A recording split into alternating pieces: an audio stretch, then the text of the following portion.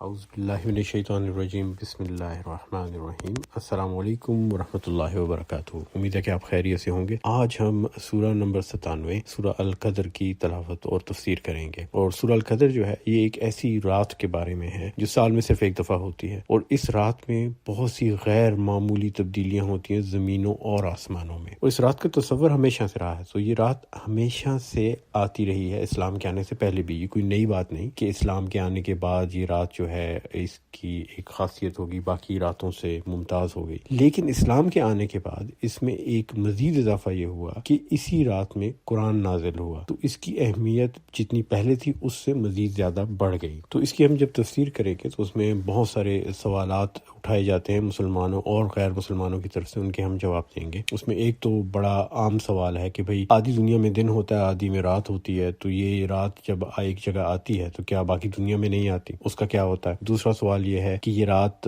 کب ہوتی ہے، کون سے دن ہے، اور اس کے بارے میں بھی مختلف روایات ہیں، ہم ان کی بات کریں گے۔ اور تیسرا سوال یہ کہ کیا اس رات میں پورے کا پورا قرآن نازل ہو گیا تھا یا قرآن کا ایک حصہ نازل ہوا تھا؟ تو اس کے بارے میں بھی ہم انشاءاللہ تعالی ذکر کریں گے۔ تو پہلے تو اس رات کے بارے میں جو احادیث ہیں ان کے بارے میں تھوڑی سی بات کر لیں۔ تو صحابہ کے ہاں بہت سی احادیث آتی ہیں اس رات کے بارے میں۔ حضرت ابو ہریرہ مسند احمد میں ان کی حدیث آتی ہے، وہ کہتے ہیں کہ یہ 27ویں کی یا 29ویں کی یا آخری رات ہے رمضان کی۔ ابی بن کعب کہتے ہیں کہ یہ 27ویں کی رات ہے۔ ابو ذر غفاری کا فرمان ہے کہ 27ویں کی رات ہے۔ عبادہ بن صامت نے کہا ہے کہ یہ 21ویں یا 23ویں، 25ویں، 27ویں یا 29ویں میں سے کوئی ایک ہے، یعنی طاق راتوں میں سے ہے۔ عبداللہ بن عباس جو ہیں انہوں نے اس بارے میں کافی روایات دی ہیں، تو ان کا شروع میں تو یہ کہنا تھا کہ یہ آخری جو 10 راتیں ہیں ان کی طاق راتوں میں اس کو دیکھا جائے۔ اس کے بعد انہوں نے اپنا جو نقطہ نظر تھا وہ تھوڑا بدل دیا، اور انہوں نے کہا کہ یہ 23ویں یا 27ویں کی رات ہے، اور بعد میں انہوں نے کہا کہ نہیں یہ 27ویں ہی کی رات ہے۔ اور انہوں نے اس بارے میں کچھ دلیلیں دی حضرت عمر سے بات کرتے ہوئے، اور وہ حدیث کی کتابوں میں وہ دلیلیں موجود ہیں، اس کے بارے میں ہم سب سے آخر میں بات کریں گے۔ میرا یہ اندازہ ہے کہ عبداللہ ابن عباس جو ہیں انہوں نے بہت محنت کر کے سورہ القدر پہ اور یہ جو لیلۃ المبارک ہے اس کے بارے میں احادیث وغیرہ کی جانچ پڑتال کر کے وہ ایک بہت صحیح نتیجے تک پہنچ چکے ہیں، اور یہ میں آپ کو سب سے آخر میں بتاؤں گا، کیونکہ آخر میں بتانے سے اس کی سمجھ بہتر آئے گی جب ہم نے پوری سورت کی تلاوت کر چکی ہوگی۔ تو شروع کرتے ہیں اللہ کے نام سے۔ انا انزلناہ فی لیلۃ القدر، بے شک یقیناً کوئی شک نہیں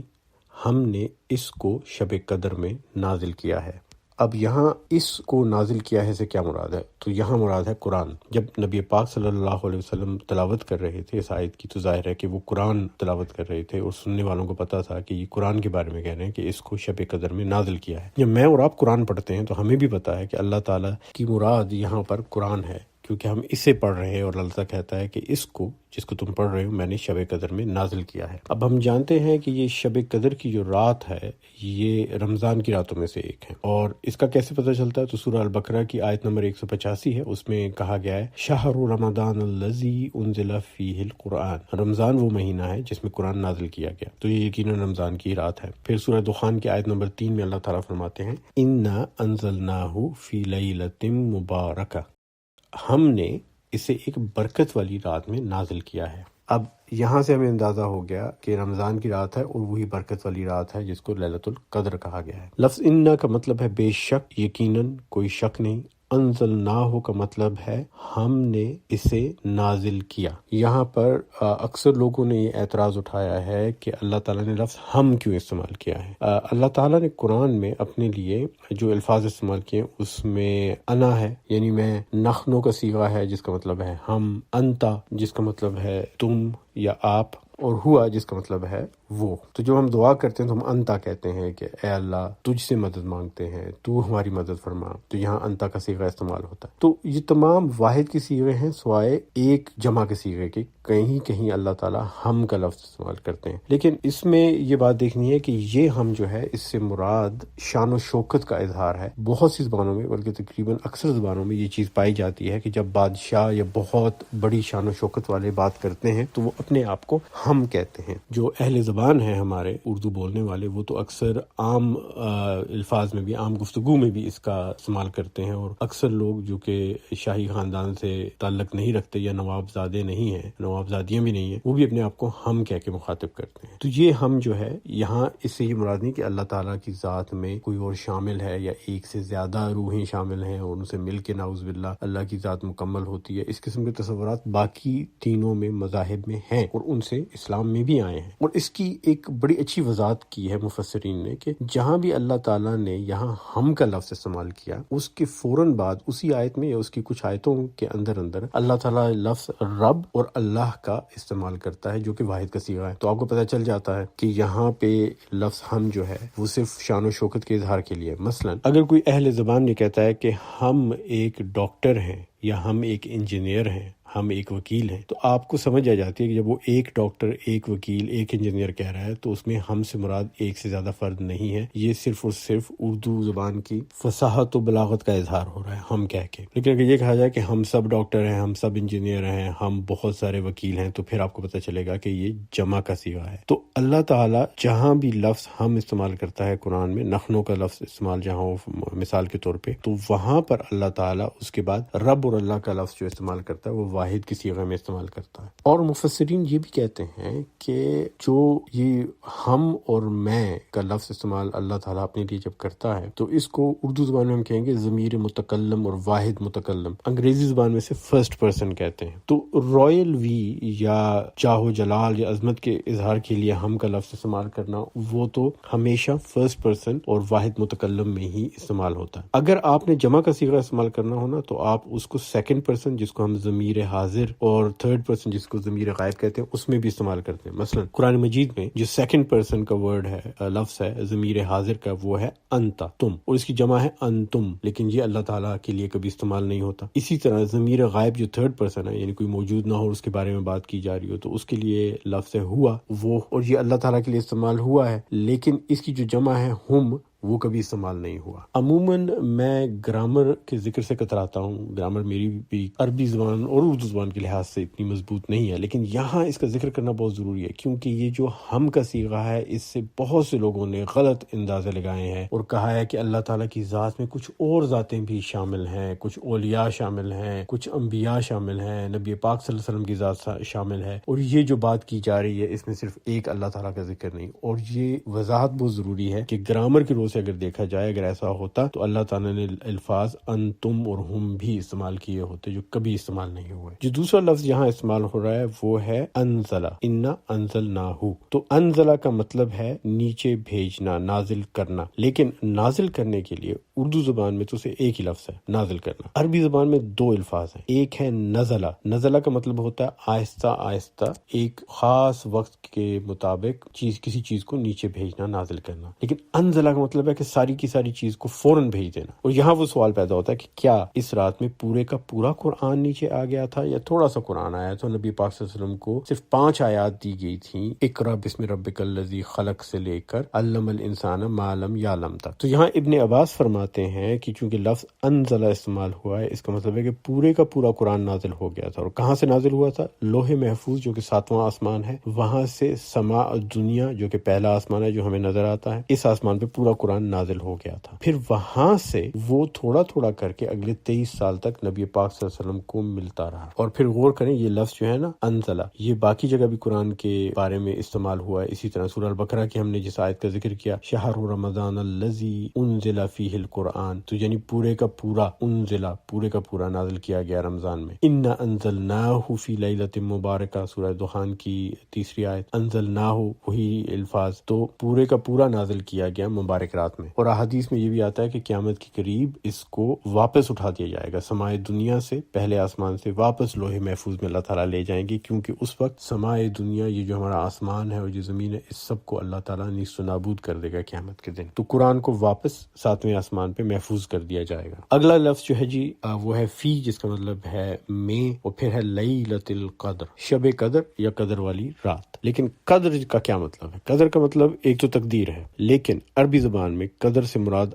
عظمت بھی ہے، وقار بھی ہے، شان و شوکت بھی ہے، عزت بھی ہے اور قادر مطلق ہونا بھی ہے۔ یہ تمام معنی قدر کے اندر آتے ہیں اور لفظ قدر کو ان تمام معنی میں استعمال کیا گیا ہے، عربی زبان میں بھی اور قرآن مجید میں۔ اور یہاں یہ بات بھی سوچنے کی ہے کہ میری اور آپ کی جو تقدیر ہے وہ اللہ تعالیٰ خود لکھتا ہے، اور ہمیں جتنے بھی مواقع دیے جاتے ہیں نا، تقدیر کوئی ایک لگی بندی چیز نہیں، تقدیر بہت سے مواقع کا نام ہے۔ اللہ تعالیٰ ہمیں بہت سی آپشنز دیتا ہے اور ان میں سے کوئی ایک ہم اختیار کر لیتے ہیں۔ ان سب کے اندر اللہ تعالیٰ کی طاقت، شان و عزت، حکمت، قادر مطلق ہونا، وقار، عظمت، وہ سب اس کے اندر پنہا ہے۔ آیت نمبر 2 میں اللہ تعالیٰ پوچھتے ہیں وما ادراک ما لیلۃ القدر، اور تم کیا جانو کہ شب قدر کیا ہے۔ یہاں پر جو لفظ ما استعمال ہو نا، وما، اور تم کیا جانو، اس کے اندر ایک حیرت کا، تعجب کا پہلو ہے، جسے ہم کہتے ہیں نا تمہیں کیا پتا، تمہیں کیسے پتا چلے گا۔ تو اس میں ایک تعجب اور سوالیہ پہلو آتا ہے وما کے اندر، اور ادراکا جو ہے اس کا مطلب ہے کیا جانو۔ اور قرآن مجید میں 2 الفاظ اس طرح کے استعمال ہوئے، ایک ہے یدری کا، ما یدری کا، اور دوسرا ادراکا، وما ادراکا۔ اور جہاں بھی مفسرین قرآن کہتے ہیں کہ یدریکا کا لفظ استعمال ہونا، ما یدریکا،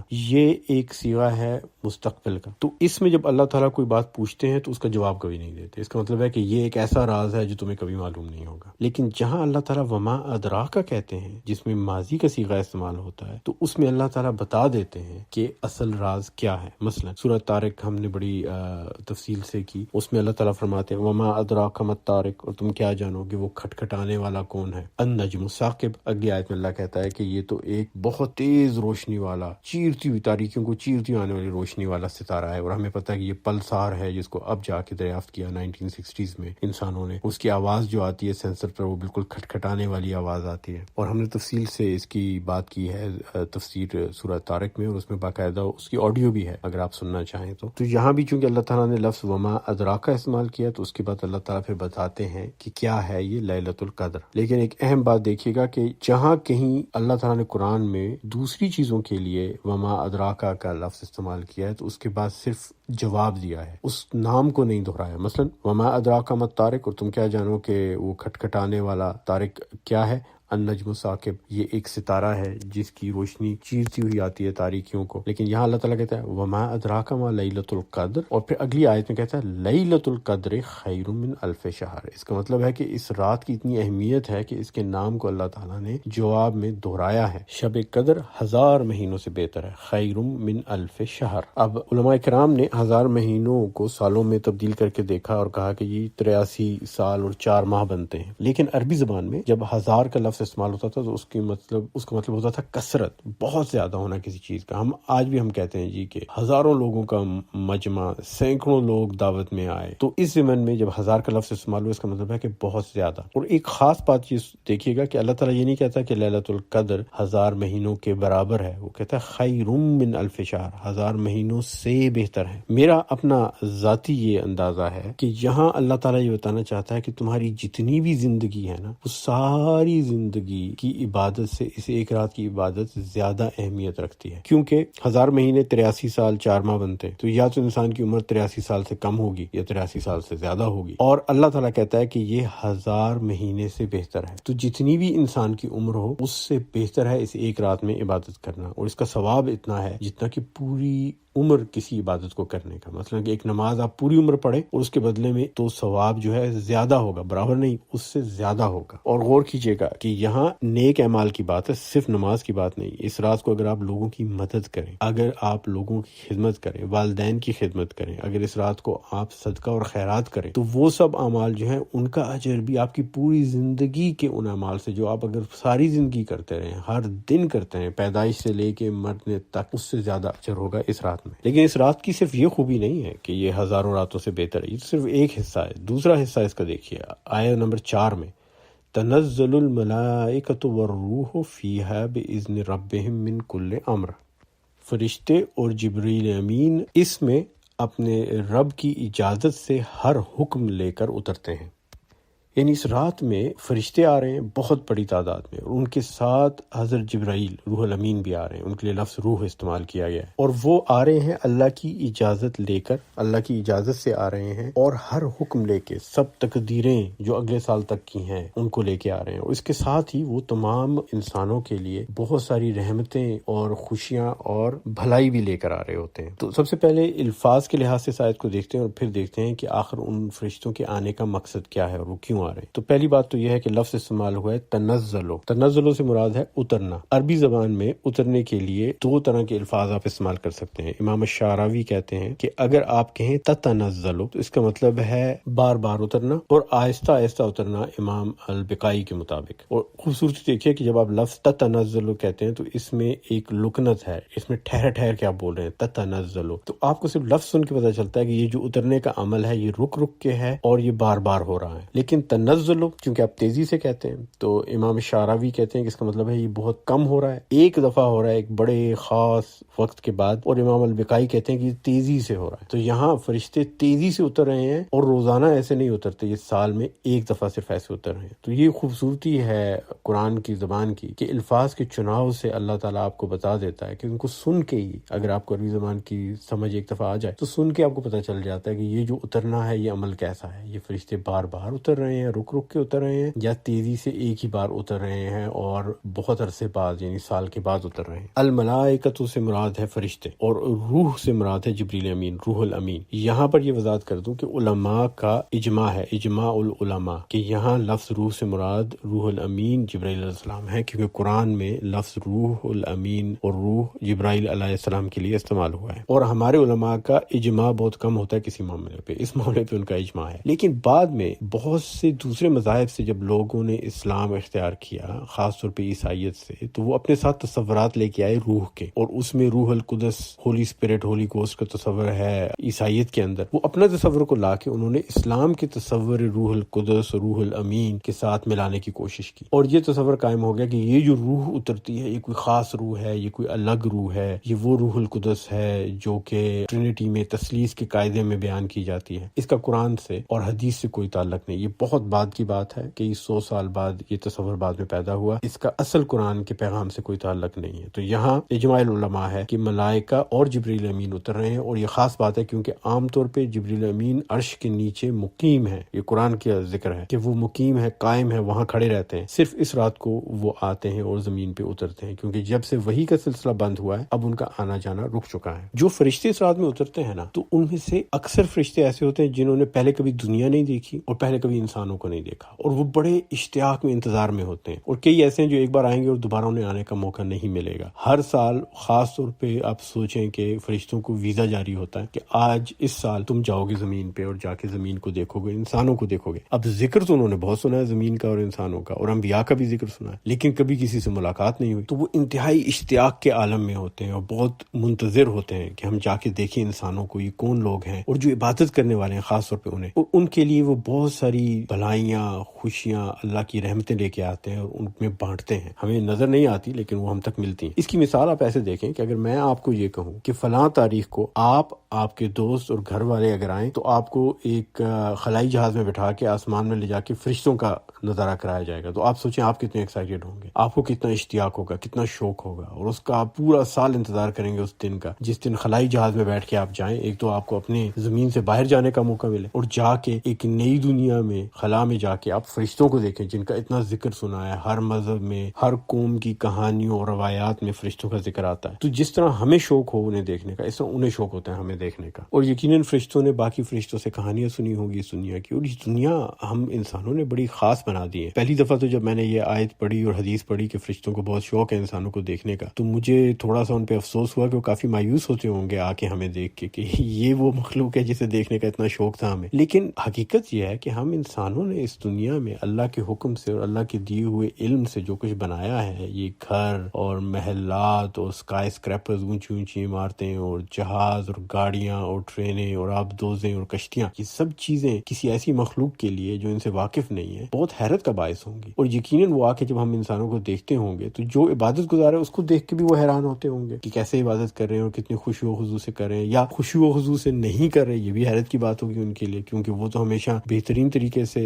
عبادت کرتے ہیں ان کو تو ایک ہی طریقہ آتا ہے. اور یہ دیکھ کے بھی حیران ہوں گے کہ کون کون ہے جو اپنے گیجٹس کے ساتھ موبائل فونوں کے ساتھ لیلۃ القدر میں بیٹھا ہو. وہ سوچتے ہوں گے کہ یہ 1000 مہینوں سے بہتر رات اس کو دی گئی اور دیکھو یہ بیٹھ کے کیا کر رہا ہے, اور اس کو پرواہ نہیں یا خیال نہیں یا سمجھ نہیں یا اس کو ایمان نہیں, پتہ نہیں ابھی تک. ان کے لیے یہ سب ایک بہت غیر معمولی واقعہ ہوتا ہے آنا زمین پہ. اور جبریل امین کے لیے بھی ظاہر ہے کہ بہت خاص بات ہے کہ سال میں صرف ایک دفعہ وہ آتے ہیں. اور اللہ تعالیٰ کہتے ہیں فیہا بِإِذْنِ رَبِّهِمْ, اپنے رب کی اجازت سے, اور من کل امر, تمام حکم لے کر. اگلے سال کی ساری تقدیر جو ہوتی ہے نا وہ اس رات کو نازل کر دی جاتی ہے کہ یہ مواقع ہوں گے انسانوں کے لیے اور انسان اس تقدیر میں سے یہ چیزیں حاصل کر سکتا ہے. لیکن یہاں اللہ تعالیٰ نے کیوں کہا فیہا بِإِذْنِ رَبِّهِمْ, اپنے رب کی اجازت سے؟ کیونکہ پرانے وقتوں کے لوگوں میں بھی فرشتوں کا تصور رہا ہے. اللہ تعالیٰ کا فرمان ہے کہ ہر قوم کی طرف اللہ تعالیٰ نے پیغمبر بھیجے, ہر قوم کو اللہ تعالیٰ نے پیغام بھیجا اپنا اور اپنے دین کا علم دیا. لیکن لوگوں نے وقت کے ساتھ ساتھ ان تمام روایتوں کو بدل دیا. تو فرشتوں کے بارے میں یہ پرانے لوگ بھی جانتے تھے کہ اللہ تعالیٰ کے جو احکامات ہیں ان کی تعمیل فرشتے کرتے ہیں. مثلا اللہ کا حکم ہے کہ بارش برسائی جائے تو تعمیل کرنے کے لیے فرشتہ جو ہے وہ ہے میکائیل علیہ السلام, جن کو انگریزی میں مائیکل کہتے ہیں. وہ آئیں گے اور وہ بارش برسائیں گے. لیکن وقت کے ساتھ ساتھ یہ تصور پیدا ہوا کہ فرشتوں کو اللہ نے کھلی چھٹی دے دی, انہیں لائسنس دے دیا کہ تم اپنی مرضی سے کیا کرو یہ کام. اور پھر وہاں سے دیوی دیوتاؤں کا تصور نکلا اور لوگوں نے ان کی عبادت کرنی شروع کر دی کہ بھائی ان کو تو کلی اختیار دے دیا اللہ تعالیٰ نے ہر کام خود کرنے کا, تو بجائے اس کے کہ ہم اللہ تعالیٰ کو خام خواہ تنگ کریں, اللہ تعالیٰ بہت مصروف ہیں, ان کے پاس ہمارے لیے وقت کہاں ہوگا, تو ہم ان فرشتوں سے رابطہ کرتے ہیں اور ان کو دیوی دیوتاؤں کا مرتبہ دے دیا گیا. مثلا یونانی اگر آپ دینوں کو پڑھیں, پرانا جو دین ہے تو اس میں زیوس ایک دیوتا ہے جو کہ بجلی اور بارش اور بادل ان کے اوپر اس کا کنٹرول ہے, حکمرانی ہے, اور یہ وہی کام ہے جو میکائیل علیہ السلام کرتے ہیں. اس کے علاوہ ہواؤں کا دیوتا ایولس ہے. اور فرشتے جو ہیں وہ نر مادہ نہیں ہوتے, ان کے اندر کوئی بھی اس قسم کی صنف نہیں پائی جاتی, وہ بس فرشتے ہوتے ہیں. لیکن لوگوں نے کیا کیا کہ اپنے تصور و تخیل کے مطابق اگر کوئی خاص طاقت ان کو نظر آئی مردانہ تو اس کو مرد دیوتا بنا دیا اس فرشتے کو, اور جو ان کو زنانہ طاقت نظر آئی تو اس کو دیوی بنا دیا. مثلا یونانیوں کے ہاں ہی جو چاند ہے اس کو جو طاقت کنٹرول کرتی ہے اس کا نام سیلینی رکھا گیا انہوں نے, اور روم والوں نے اس کو ڈیانا کہا ہے. یہ چاند کی دیویاں ہیں. اب ظاہر ہے کہ چاند کی حرکت بھی کسی نہ کسی فرشتے یا بہت سے فرشتوں کے اختیار میں ہے. جس طرح بارش جو ہے وہ اللہ تعالیٰ نے حضرت میکائیل علیہ السلام کے ذمہ لگائی ہے, اسی طرح تمام دنیا کے معاملات, ستاروں کی گردش, سیاروں کی گردش, ان سب کے لیے اللہ تعالیٰ نے فرشتوں کو مقرر کیا. اور پرانی دیو مالائی داستانوں میں اسی تصور کو بدلا کے دیوی دیوتاؤں کا تصور بنا دیا گیا. تو یہاں اللہ تعالیٰ نے خاص طور پہ اس کی وضاحت کی کہ فیہا بِإِذْنِ رَبِّهِمْ مِنْ كُلِّ امر, وہ اس میں اترتے ہیں اپنے اللہ کی اجازت سے ہر حکم لے کر, وہ خود احکامات لے کر نہیں آتے اور خود احکامات صادر نہیں کرتے. آخری آیت, آیت نمبر 5, اور اس کے بعد ہم نے پھر دیکھنا ہے کہ یہ رات ہے کون سی رات. 5ویں آیت ہے سلام ہی حتی مطلع الفجر, وہ رات سراسر سلامتی ہے طلوع فجر تک. تو صبح ہونے تک اس رات میں سلامتی اور برکتیں نازل ہوتی رہتی ہیں اللہ تعالیٰ کی طرف سے. اب سوال یہ پیدا ہوتا ہے کہ اتنی اہم رات تو اللہ تعالیٰ نے بتایا کیوں نہیں کہ کون سی رات ہے؟ رمضان کی ہمیں پتہ تو ہے کہ آخری 10 راتوں میں سے کوئی ایک رات ہے. تو علامہ آلوسی جو ہیں بہت بڑے عالم ہیں قرآن کے, وہ فرماتے ہیں کہ یہ بھی اللہ کی رحمت کا ذریعہ ہے. اللہ تعالیٰ رحمان و رحیم ہے, اس میں کوئی شک نہیں. اگر اللہ تعالیٰ بتا دیتا ہے کہ یہ 27ویں کی رات ہے اور پھر بھی ہم اس میں عبادت نہ کرتے یا صحیح طرح سے عبادت نہ کرتے تو ہم سے گناہ سرزد ہو جاتا, کیونکہ اللہ نے بتا دیا. یہاں اللہ تعالیٰ نے ایک گنجائش چھوڑی اپنے بندوں کے لیے کہ کل کو ان کی یہ پکڑ نہ ہو کہ پتہ تھا اور پھر بھی اتنی اہم رات کو انہوں نے عبادت نہیں کی. تو اللہ تعالیٰ نے بتایا نہیں کون سی رات ہے اور انسانوں تک چھوڑ دیا کہ تم خود اپنی طرف سے تلاش کر کے, اور ایک شوق بھی پیدا کرو اس تلاش کرنے کو, اس میں عبادت کرو. تو اللہ تعالیٰ اگر بتا دیتے تو رحمت تھی پھر بھی اللہ کی, لیکن ایک بہت بڑی ذمہ داری کے ساتھ, اور جو نہیں بتایا تو رحمت ہے کم ذمہ داری کے ساتھ. اب ابن عباس نے جو اس پہ تحقیق کی, ابن عباس رضی اللہ تعالیٰ عنہ نے, اس کو ذرا سنیے. ابن عباس حضرت عمر کے پاس گئے. شروع میں ابن عباس کا خیال تھا کہ یہ آخری طاق راتوں میں سے کوئی رات ہے یا 23ویں کی رات ہے, اور پھر انہوں نے کہا نہیں یہ 27ویں کی رات ہے. تو عمر رضی اللہ تعالیٰ عنہ نے کہا کہ آپ کیسے کہہ سکتے ہیں یہ 27ویں کی رات ہے؟ تو انہوں نے کہا کہ میں نے لیلۃ القدر کے ایک ایک حرف جو ہے وہ گنا ہے, تو یہ 9 حروف ہیں. لیلۃ القدر, لام یا لام تاہا, تو یہ 9 حروف ہیں. اور وہ کہنے لگے کہ یہ اس صورت میں سورہ القدر میں 3 دفعہ لیلۃ القدر کا ذکر آیا, 9 کو 3 سے ضرب دیں تو 27 آتا ہے. تو یہاں ایک علامت ہے کہ یہ 27ویں کی رات ہے. دوسرا وہ کہنے لگے کہ سورہ القدر میں 30 الفاظ ہیں, انا انزلناہ فی لیلۃ القدر، اس طرح کے ایک لفظ اگر آپ دیکھیں تو 30 الفاظ ہیں۔ اس کا جو 27واں لفظ ہے نا وہ ہے ہیا، یعنی یہ اس رات کے بارے میں کہا گیا یہ، کہنے لگے 27واں لفظ جو ہے وہ ہیا ہے، تو اس سے بھی پتہ چلتا ہے کہ یہ 27ویں کی رات ہوگی۔ ذاتی طور پہ میں سمجھتا ہوں کہ انہوں نے بڑا ایک عقل مندانہ اندازہ لگایا ہے، اور ابن عباس کی ذہانت پہ کوئی شبہ نہیں ماشاءاللہ، اور میں ذاتی طور پہ سمجھتا ہوں کہ ان کا اندازہ صحیح ہو سکتا ہے، یہ 27ویں کی رات ہی ہوگی۔ لیکن آج کل پتہ نہیں چلتا کہ یہ 27ویں کی رات کب آئے گی، کیونکہ کبھی رمضان جلدی شروع ہو رہا ہے، کبھی دیر سے شروع ہو رہا ہے، کچھ لوگ ایک دن پہلے کر رہے ہیں، کچھ لوگ ایک دن بعد۔ تو بہتر یہ ہے کہ جو آخری 10 راتیں ہونا رمضان کی، اس میں اللہ تعالیٰ کی عبادت ایسے ہی کی جائے، یہ سوچ کے کہ ان میں سے کوئی ایک 27ویں کی رات ہے۔ اور ہر رات میں کچھ گھنٹے ایسے ہیں جو بڑے خاص ہیں۔ اللہ تعالیٰ فرماتے ہیں کہ فجر سے پہلے جو رات کا آخری پہر ہے، جب تہجد پڑھا جاتا ہے، اس میں اللہ تعالیٰ خود آسمان زمین پر، یعنی یہ جو دنیا کا آسمان ہے نا، سماء دنیا جو ہمیں نظر آتا ہے، اس کے اوپر اللہ تعالیٰ آ جاتے ہیں اور اپنے بندوں کو پکارتے ہیں، کہتے ہیں کوئی ہے مجھ سے کچھ مانگے، ہے کوئی میری مخلوق میں جسے کچھ چاہیے ہو مجھ سے۔ تو یہ بڑے خاص گھنٹے ہیں، تو ہمیں یہ نہیں کہ سال با سال انتظار ہی کرنا ہے، ہمارے پاس ہر رات میں بھی یہ خاص گھنٹے ہیں جب اللہ تعالیٰ خود آتے ہیں۔ فرق یہ ہے کہ 27ویں کی رات کو فرشتے اور روح الامین بھی آتے ہیں، بہت بڑی تعداد میں فرشتے آتے ہیں اور روح الامین آتے ہیں، اور 27ویں کی رات کے آخری گھنٹوں میں اللہ تعالیٰ بھی آتے ہیں۔ اور عام راتوں میں فرشتے آتے ہیں لیکن عام تواتر کے ساتھ، جبرائیل امین نہیں آتے، اور اللہ تعالیٰ بھی آخری گھنٹوں میں آتے ہیں آسمان پہ۔ تو ہر رات کے اندر ہمارے لیے یہ خاص گھنٹے ہیں، ان میں اگر ہم عبادت کریں، دعا کریں، اگر آپ نماز نہیں پڑھ سکتے، تہجد نہیں پڑھ سکتے، آپ کی آنکھ کھل گئی تو بستر میں لیٹے لیٹے دعا کر رہے ہیں اللہ سے۔ ٹائم دیکھا 4 بج رہے ہیں، 4:30 ہیں، جو بھی وقت ہے اس موسم کے لحاظ سے، گرمیاں سردیاں ہیں، تہجد کا وقت بنتا ہے یا نہیں، رات کو کبھی کبھی آپ کی آنکھ بھی کھل جاتی ہے، تو فوری طور پر لیٹے لیٹے ہی اللہ سے دعا میں مانگ لیں، اللہم ربنا آتنا فی الدنیا حسنہ وفی الآخرۃ حسنہ وقنا عذاب النار۔ اور کوئی بھی دعا، عام سی دعا، رب زدنی علما، کچھ مانگ لیں کہ وہ موقع بہت اچھا ہے۔ اور میری ایک ذاتی رائے ہے، یہ غلط بھی ہو سکتی ہے، رات کو اکثر آخری پہر میں کچھ لوگوں کی آنکھ کھل جاتی ہے، بڑے نصیب والے ہوتے ہیں، اور عموماً تہجد کا وقت ہوتا ہے جب ان کی آنکھ کھلتی ہے، اور ان کو سمجھ نہیں آتی کہ ہر رات اس وقت فجر سے پہلے کیوں کھلتی ہے۔ عام طور پہ بندے کی خواہش ہوتی ہے کہ فجر کے وقت کھلے تاکہ میں اٹھ کے آرام سے فجر پڑھوں، لیکن یہ فجر سے پہلے کیوں کھل جاتی ہے؟ تو میرے خیال میں جب اللہ تعالیٰ سب سے نچلے آسمان پہ آ کے آواز دیتا ہے نا، کوئی ہے میری مخلوق میں جو مجھ سے کچھ مانگے اور میں دوں اسے، تو آپ کی روح وہ آواز سن لیتی ہے۔ یہ میرا بالکل ذاتی موقف ہے، اس کو بالکل غلط سمجھے، یہ میری خوش فہمی سمجھ لیں اسے، لیکن میرے دل میں یہ ہے کہ شاید ہماری روح کو، کچھ لوگوں کی روح کو وہ آواز آتی ہے، یا اس آواز کا اثر ہوتا ہے اس پہ، اور وہ لوگ جاگ پڑتے ہیں۔ تو اگر آپ ان خوش نصیبوں میں شامل ہیں تو اپنی قسمت پہ رشک کریں اور اس موقع کا فائدہ اٹھائیں، اور اگر تھکے ہوئے اٹھ کے نماز نہیں پڑھ سکتے، وہ فرض نہیں ہے تہجد کی نماز، تو لیٹے لیٹے دعا مانگ لیں اللہ سے۔ جب بھی رات کو آنکھ کھلے، کبھی پتہ بھی نہیں ہوتا کہ آخری پہر ہے یا نہیں، لیکن رات کو جب بھی آنکھ کھلے فوراً اللہ سے دعا مانگ لیں، کیا پتہ یہ وہی وقت ہو جب اللہ تعالیٰ آسمانوں میں آواز دے رہا ہے کہ کوئی ہے جو مجھ سے کچھ مانگ۔ اللہ تعالیٰ ہمیں اپنے دین پہ صحیح چلنے کی توفیق عطا فرمائے اور ہمیں اپنے دین پہ صحیح چلائے، آمین ثم آمین۔ تو تفاسیر اس تفسیر کے لیے، اس اسٹڈی کے لیے، سیشن کے لیے استعمال کی گئی، ان کے نام میں نے یہاں لکھ دیے ہیں، آپ دیکھ سکتے ہیں۔ تفسیر ابن کثیر بھی ہے اس میں، روح المعانی بھی ہے اس میں، اس سے قدیم تفاسیر بھی ہیں، دور حاضر کی تفاسیر بھی ہیں، مولانا مودودی کی بھی ہے، محمد اسد کے بڑا اچھا انگریزی کا ترجمہ، اس کی تفسیر سے اکثر لوگ متفق نہیں ہوتے لیکن ترجمہ بہت پیارا ہے۔ اور جو عربی کی ڈکشنریز یوز ہوئی ہیں وہ بھی میں نے بتا دی، جامعہ الازہر کی تفسیر بھی اس میں ہے، اگر آپ ان کے حوالے دیکھنا چاہیں تو ان تفاسیر میں مزید تفصیلات آپ پڑھ سکتے ہیں۔ لسان العرب ایک ڈکشنری ہے جی، ابن منظور کی 13ویں صدی کی، اور تاج العروس من جواہر القاموس ہے محمد ابن محمد مرتضیٰ الزبیدی کی، یہ 18ویں صدی کی ہے، اور میرے خیال میں سب سے لیٹسٹ جو پراپر ڈکشنریز اس پہ یہی آتی ہے۔